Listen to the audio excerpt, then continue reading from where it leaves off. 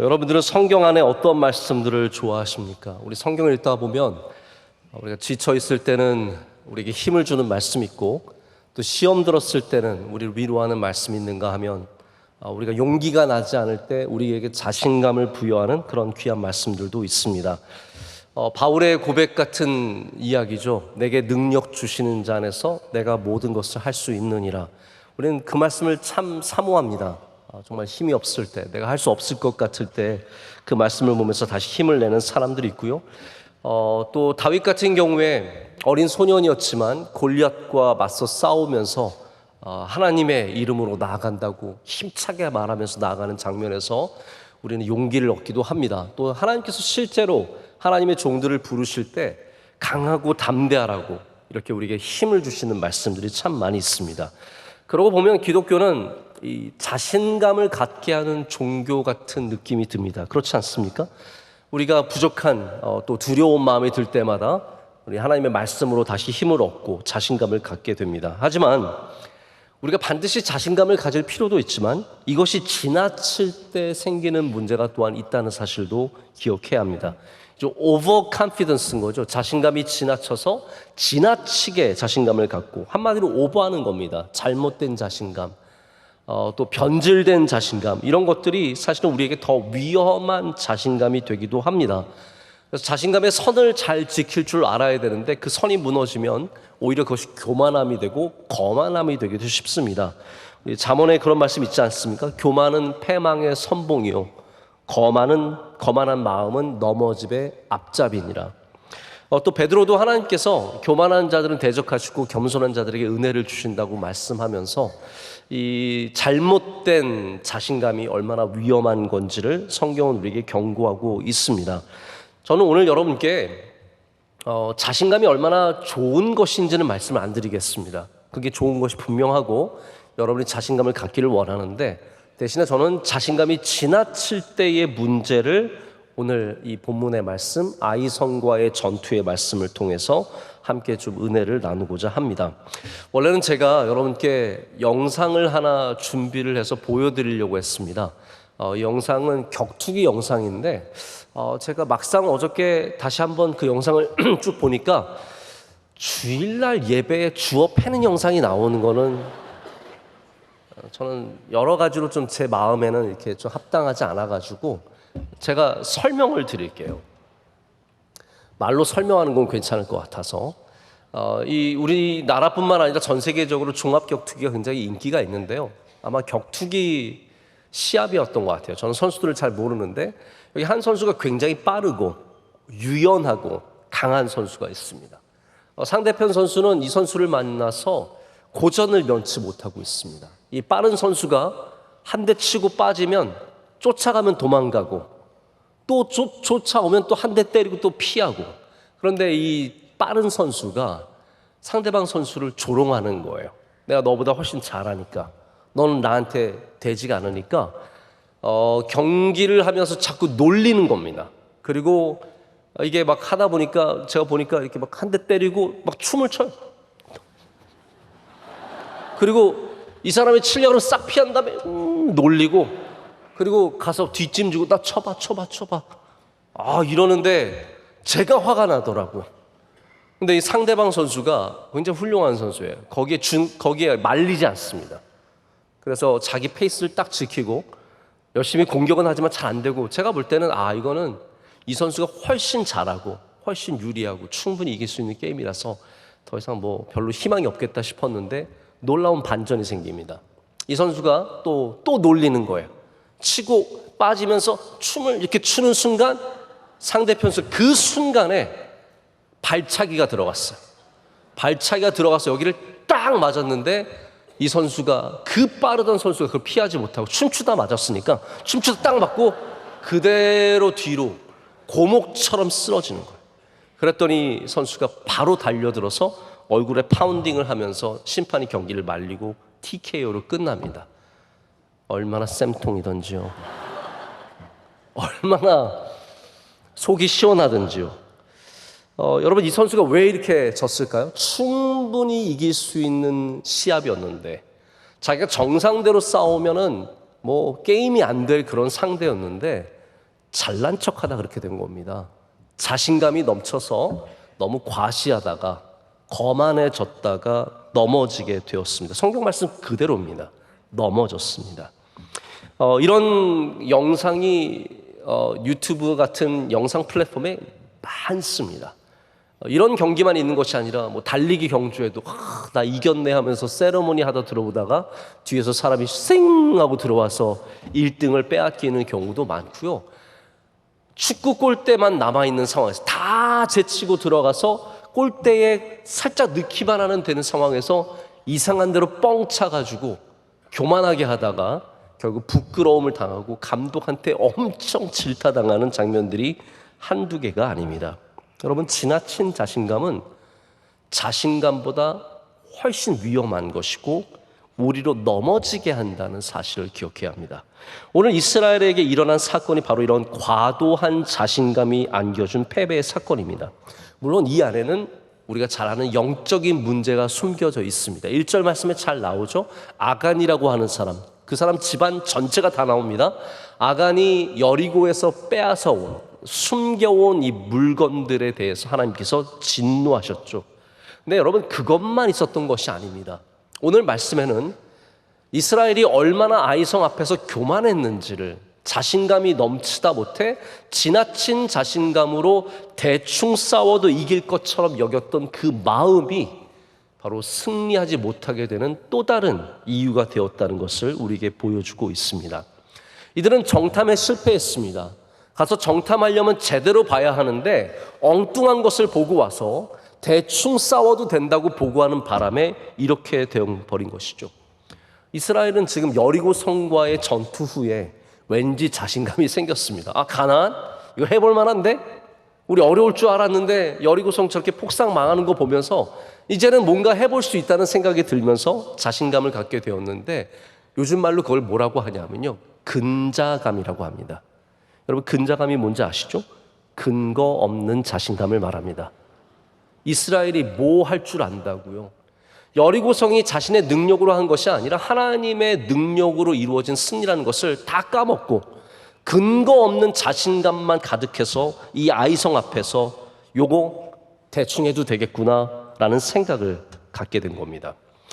제가 살아가면서 근자감을 갖고 있는 분들을 종종 만나는 경우가 있는데, 죄송한 얘기지만 목회자들이 의외로 근자감이 많습니다.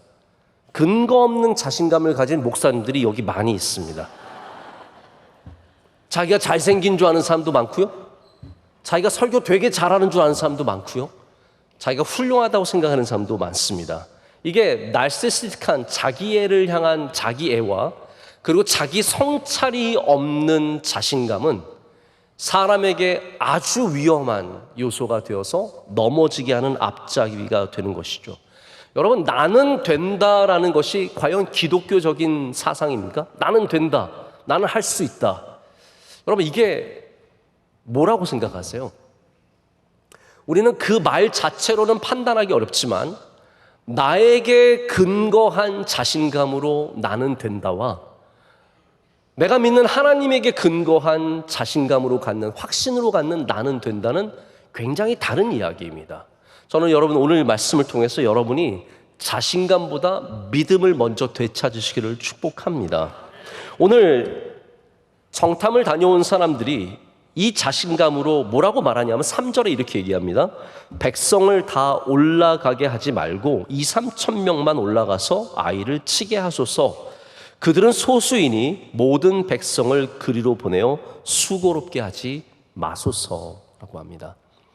나름 그들 생각에는 우리 이거면 충분하다고 생각을 했던 것 같습니다.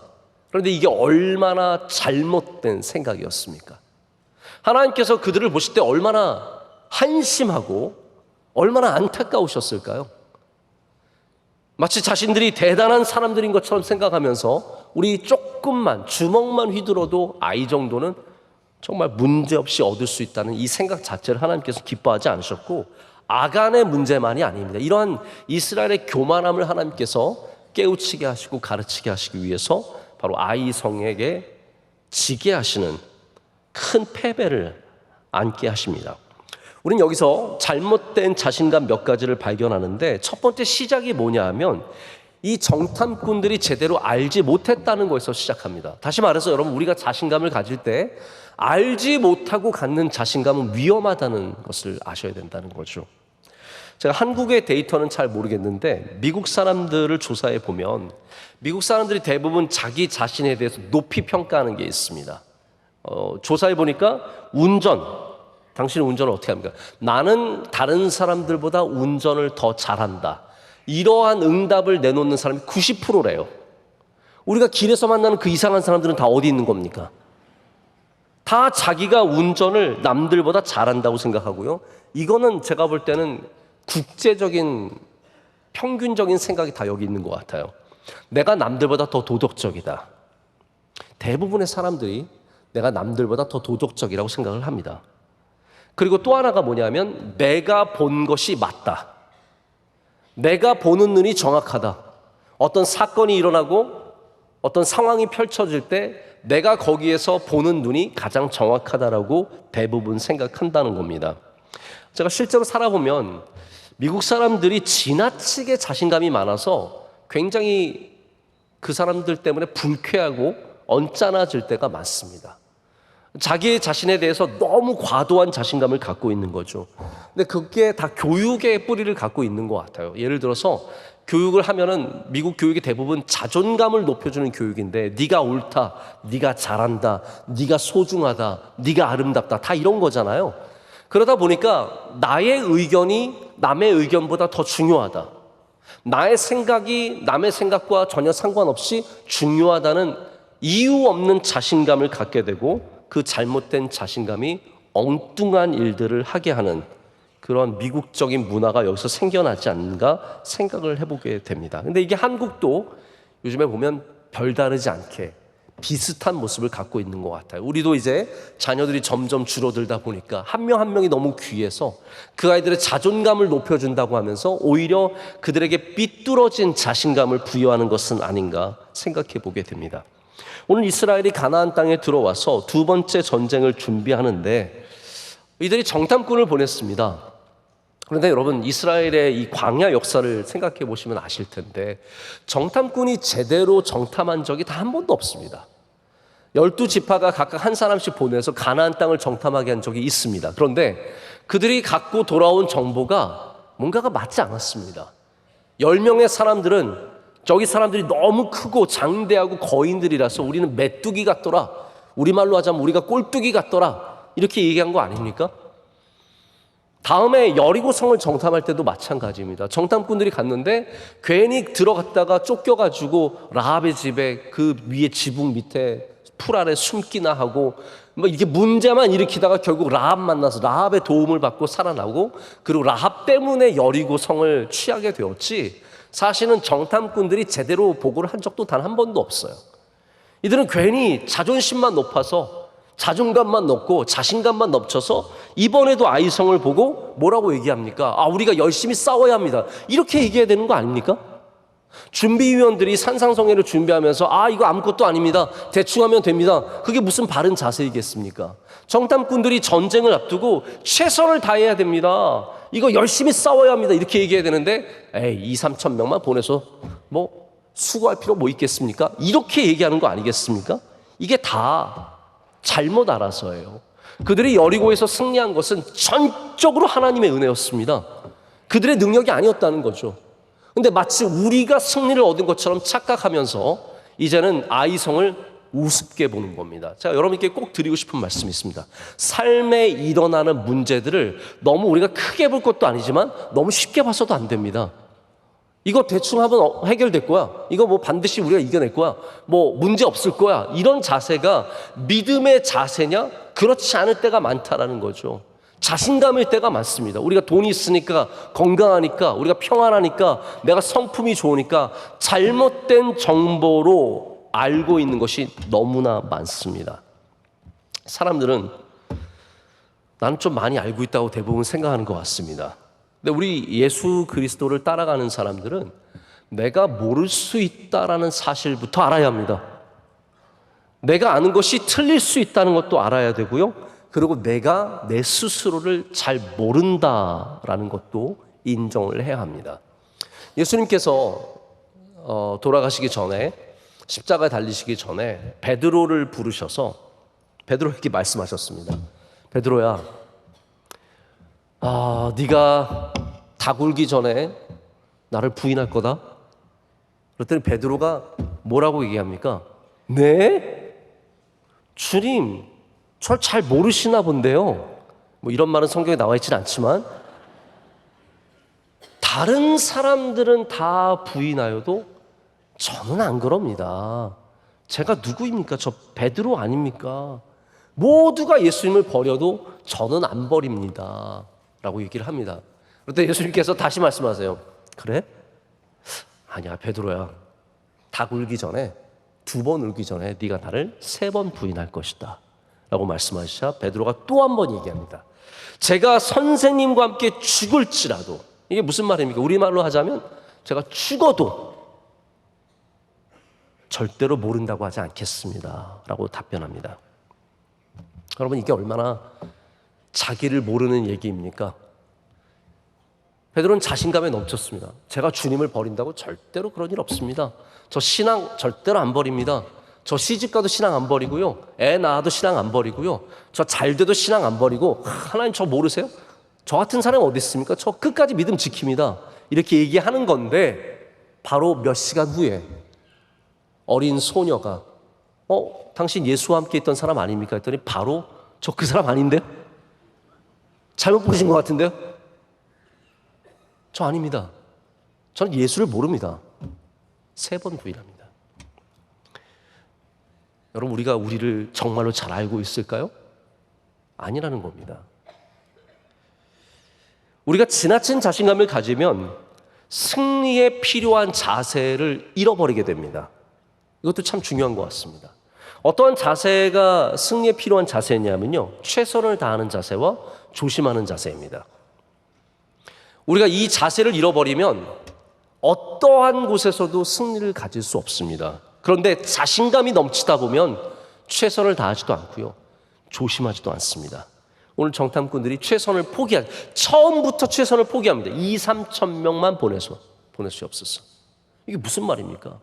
만약 예를 들어서 10,000명의 전투 인원이 있었다면, 물론 더 있었겠지만 2-3천 명만 보내라는 말은 몇 %예요? 제가 한번 생각해 봤습니다. 2-3천 명이라는 게 무슨 의미일까? 이거는 한마디로 20-30%만 해도 이길 수 있습니다의 의미입니다.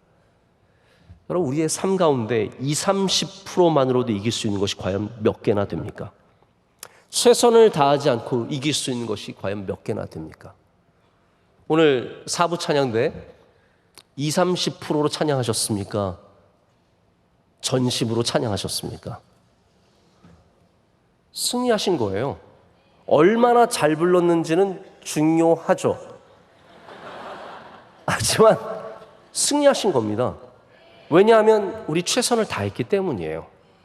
그러나 20-30% 불러서 남들이 박수주 아무리 잘했다 그래도 그건 승리한 게 아닙니다. 지금 조금 쉬운 상대가 나타났다고 금방 가드를 내리고 여유를 부리고 요거 이렇게 손가락만으로도 되겠구나? 이거는 정말 하나님 앞에 교만한 자세입니다. 제가 손흥민 선수가 참 여러 면으로 훌륭하다고 생각하는데, 여러분 좀 기분 좋으시라고 2시쯤에 이제 졸릴 쯤에 손흥민 얘기를 제가 한번 하고, 손흥민 선수가 골을 참 많이 넣죠. 우리 예전에는 우리 선수가 EPL에서 프리미어 리그에서 뛰고 있다는 것만으로도 영광이었는데, 이제는 우리도 욕심이 많아졌어요. 손흥민 선수가 잘하다 보니까 이제는 잘해야 기분이 좋습니다. 손흥민 선수는 거기서 뛰기만 한 게 아니라 득점왕을 차지할 정도로 대단한 선수이고 지금도 잘합니다. 근데 손흥민 선수가 지금도 우리 국가대표와 소속팀에서 다 캡틴, 주장 역할을 하고 있는데, 그분의 인터뷰를 보면은 제가 참 많은 감동을 받습니다. 아주 일관된, 승리에 대한 일관된 자세가 있어요. 이게 상대방이 강하고 약하고에 흔들리지 않습니다. 강한 팀을 만나도 미리 포기하지 않습니다. 강한 팀을 만나도 최선을 다하면 좋은 일이 생깁니다 라는 자세를 갖고 있습니다. 우리가 더 열심히 하고 한 걸음 더 뛰고 저 팀보다 더 열심히 하다 보면 좋은 일이 생길 수 있습니다라고 얘기를 하고요. 쉬운 팀을 만나도 마찬가지입니다. 기자가 묻습니다. 다음 경기는 프리미어리그의 꼴찌 팀과 경기를 합니다. 어떻게 생각하십니까? 그러면 손흥민 선수가 이렇게 얘기하죠. 우리 리그에 쉬운 팀은 하나도 없습니다. 우리 리그는 다 잘합니다. 꼴등 팀이라고 해서 절대로 약한 팀이 아닙니다. 우리는 최선을 다해서 준비해야 되고 열심히 뛰어야 합니다. 여러분, 이 자세가 손흥민 대통령 시킬까요? 얼마나 뛰어납니까? 근데 우리는 인생에 살아가다가 좀 쉬운 것만 만나도 이거는 대충 해도 되고 라고 생각을 한다는 거죠. 거기에서 넘어지는 경우가 얼마나 많습니까? 이 세상에 저절로 되는 일도 있고요. 쉬운 일도 없습니다. 다 아이성 앞에 잘못된 자세를 확인해야 되고 자기 성찰을 해야 되고 우리는 다시 최선을 다하는 삶을 살아야 합니다. 예수님께서 거만을 떠는 모습을 보신 적이 있으십니까? 모든 능력을 다 갖고 불가능이 없어 보이는 예수님께서 이거 쉬운 거야 라고 말씀하신 적이 있으십니까? 없습니다. 예수님이 병을 고치실 때도 이거 아무것도 아니야 라고 고치신 적이 없습니다. 예수님께서 쉬워 보이게 하셨죠. 예수님이 쉬워 보이시는 것은 능력이 많으시기 때문에 쉬워 보이는 것뿐이지 예수님이 대충 했다는 말은 아닙니다. 눈먼 사람을 고쳐주실 때도 눈 나라 뿅 이렇게 하지 않으셨습니다. 남들이 보기 저거 쉬워 보이네? 아닙니다. 예수님께서 정성을 다해서 흙을 이겨서 눈에 발라주시고 실로암에 가서 눈을 씻어라 말씀하시고 나병 환자를 고쳐주실 때에도 손 마른 사람을 고쳐주실 때에도 모든 곳에서 절대로 예수님께서 거만하게 쉽게 하지 않으셨다는 거죠. 예수님께서 넘어지지 않으신 이유는 바로 이 자세를 잃지 않으셨기 때문입니다. 여러분, 이 세상에 쉬운 게 어디 있습니까? 그래서 쉽다고 말하는 사람들을 경계하셔야 됩니다. 돈 버는 거 쉽습니다. 제가 가르쳐 드릴게요. 저만 따라오면 돈 법니다. 이런 사람들 조심하시고 절대로 여러분, 돈 버는 게 쉬운 거면 저부터 가르쳐 주세요. 좀 절대로 그렇지 않습니다. 공부하는 게 뭐가 쉽습니까? 그래서 쉬운 공부는 훌륭한 사람이 될 수 없습니다. 예를 들어서 누가 돈 주고 학위를 받았다고 쳐봅시다. 돈 주고 가서 하루 정도 공부한 다음에 논문 짜집기 해가지고 옷 입혀주고 수여식하고 학위를 받았어요. 여러분, 그런 사람이 어떻게 훌륭한 학자가 될 수 있겠어요? 학위가 있을 뿐이지 실력은 하나도 없는 거 아니겠습니까? 우리가 무엇 하나를 얻더라도 수고를 통해서 얻어야 진짜가 된다는 겁니다. 20-30%만의 실력과 능력으로 그렇게 나가서는 절대로 승리를 거둘 수 없습니다. 또한 조심해야 합니다. 지금 이스라엘 사람들은 조심하겠다는 마음이 하나도 없습니다. 그냥 2-3천 명 보내서 치자예요. 이게 새벽에 가자, 밤에 가자 이런 것도 없어요. 그냥 가자. 만만해 보이니까 가서 그냥 치자. 이게 되어서 갔다가 두들겨 맞고 쫓겨가고 36명, 여러분 적은 숫자인 것 같지만 한 명 한 명이 얼마나 귀합니까? 36명이나 되는 사람이 죽었을 뿐만 아니라 그들이 마음이 물처럼 녹아내렸다. 두려워서 벌벌 떨었다는 얘기 아닙니까? 왜 그렇습니까? 그냥 아무 생각 없이 가서 싸웠기 때문에 이런 일들이 생기는 겁니다. 제가 이야기 하나를 들려드릴까요? 1776년에 미국 독립하는 해 아닙니까? 미국이 독립선언을 했지만 여전히 독립전쟁을 하고 있었을 때입니다.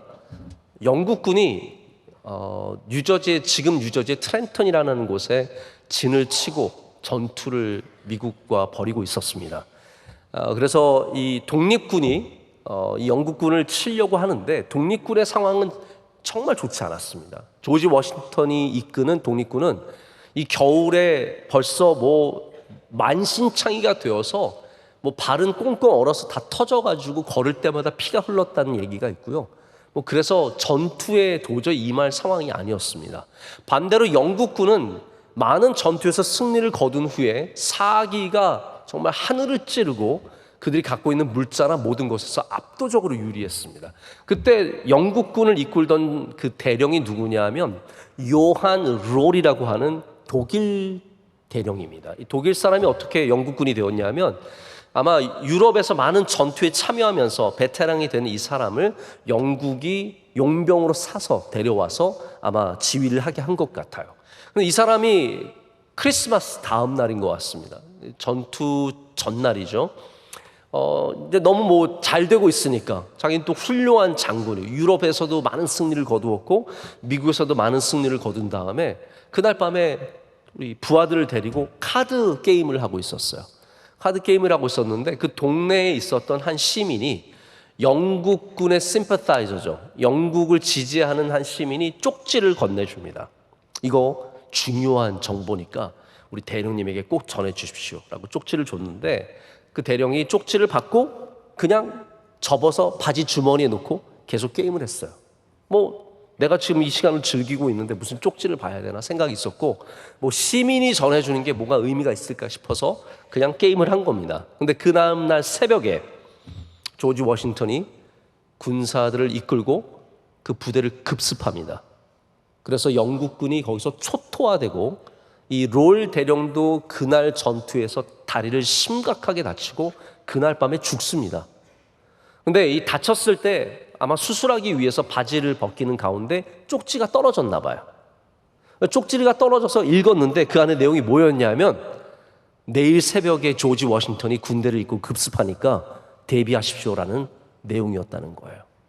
여러분 그것만 꺼내서 읽었어도 뭐 제가 뭐 영국 편을 드는 건 아니지만 역사가 달라졌을 텐데 이날 전투에 그 쪽지를 보지 않은 대령 때문에 영국군은 이제부터 몰락의 길을 걷기 시작하고 미국의 독립군이 결국은 승리를 쟁취하게 되는 큰 전초적인 역할을 하는 것이 전투였다는 얘기가 있습니다. 여러분 다시 말씀드립니다. 거만하면 넘어집니다. 너무 지나친 자신감은 절대로 건강하지 못합니다. 자, 성경에 자신감을 가졌던 사람이 있는데 건강한 자신감을 가졌던 사람이 바로 다윗이라고 생각합니다. 다윗은 골리앗 앞에 나가면서 거만하지 않았습니다. 그 거만한 태도가 아닙니다. 그건 확신이 있는 태도였죠. 그 확신이 있는 태도가 근거한 것이 두 가지입니다. 하나는 뭐냐 하면 훈련입니다. 다윗은 목동으로서 사자와도 싸웠고 곰과도 싸웠고 많은 싸움을 하면서 두려워하지 않는 훈련을 받은 사람이에요.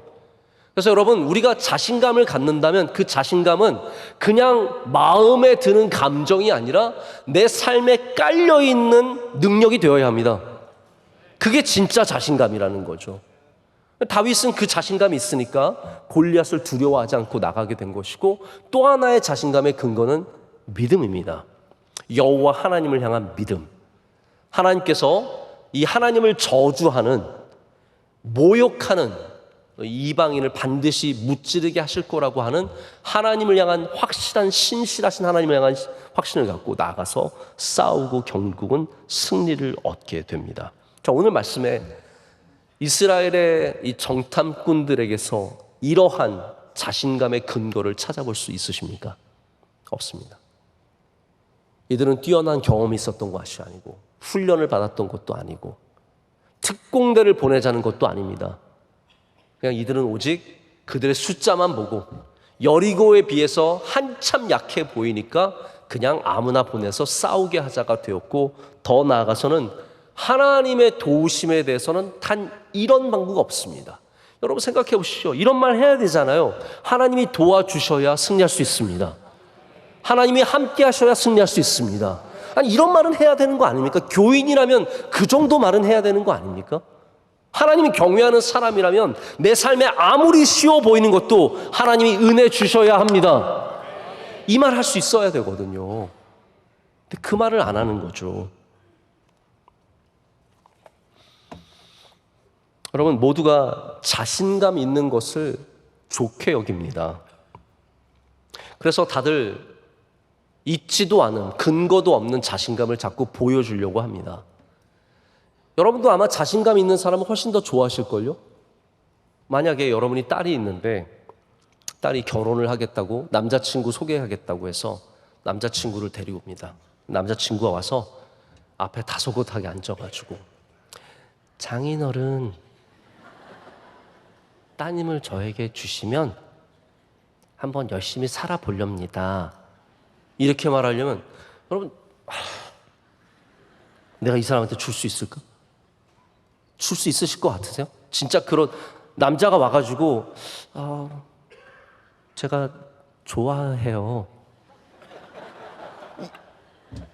사랑한다고 해도 줄까 말까 한데 막 이러면은 여러분 어떻게 생각하세요?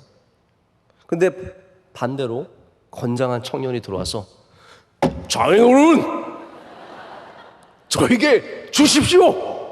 제가 눈물 한 방울 안 흘리게 하고 손에 물 한 방울 안 묻히게 해서 행복하게 해주겠습니다. 그러면 얘 괜찮은가 보다. 근데 여러분 그런 놈들이 이상한 짓을 하는 거예요. 자신감이 넘쳐 보이는 게 답이 아니라는 거예요. 근데 우리는 자신감이 뭔가 대단한 능력처럼 여기기 때문에 자꾸 그것을 귀하게 보게 된다는 거죠. 입사하는 직원이 저에게 어느 부서를 맡겨주셔도 어느 부서에 보내주셔도 제가 충성을 다해서 일하겠습니다. 그리고 한 달 만에 나가는 거예요. 목회자들도 저도 그런 생각을 많이 합니다. 우리 목사들도 아무래도 자신감이 넘치는 목회자를 선호하세요. 설교를 할 때도 막 빵빵빵빵 말하고 술술술술 말하고 막 할렐루야 하고 뭐 기도할 때도 큰 소리로 기도하는 하나님 이 가정에 복이 있으시라 할렐루야 그리고 뭐 낯선 예수 이름 명하노니 물러가 지어라 그러면 아멘 아멘 하면서 이 목사님 능력 있는 목사님이네 생각이 드는 거죠. 저도 성도들 위해서 기도할 때 제가 전심으로 기도하지만 성도님들이 어떤 기도를 더 좋아하는지 알아요, 이제는. 그래서 병이 있으신데 저에게 오셔서 목사님 저 위해서 기도해 주십시오 할 때 제가 하나님 은혜 주시고 병 낫게 해주시고 이러면 별로 은혜를 못 받아요. 그냥 아멘 아멘 감사합니다 그리고 가세요. 근데 만약에 제가 딱 분위기 잡으면서 목사님 나을 줄 믿습니다. 하나님 반드시 도와주십니다. 그리고 딱 머리 잡고 믿습니다. 될 줄로 믿습니다. 낯선 예수의 명하니 물러가 지어다 그러면 다들 아멘 아멘 그러시고 막 끝날 때 막 눈빛이 초롱초롱해 주셔가지고 목사님 벌써 다 나은 것 같아요 이러고 가세요. 여러분 기도로 낫게 하는 것이 자신감입니까? 하나님의 은혜입니까? 하나님의 은혜예요. 목사의 자신감이 낫게 하는 것이 아니라 하나님의 능력이 하나님의 은혜가 낫게 하는데 우리는 자신감에 너무 팔려 있어요. 과대평가하고 있습니다. 겉으로 보이는 자신감에 속지 마십시오. 그게 전부가 아니고 진짜가 아닐 때가 많습니다. 그런 말씀을 냈습니다. 하나님께서 우리에게서 어쩌면 찾으시는 것은 자신감이 아니라 진실함이 아닐까 생각합니다. 하나님 우리에게서 진실함을 찾고 계십니다.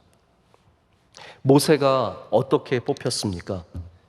대회 나가서 뭐 1등 해가지고 이스라엘을 맡겨주신 게 아닙니다.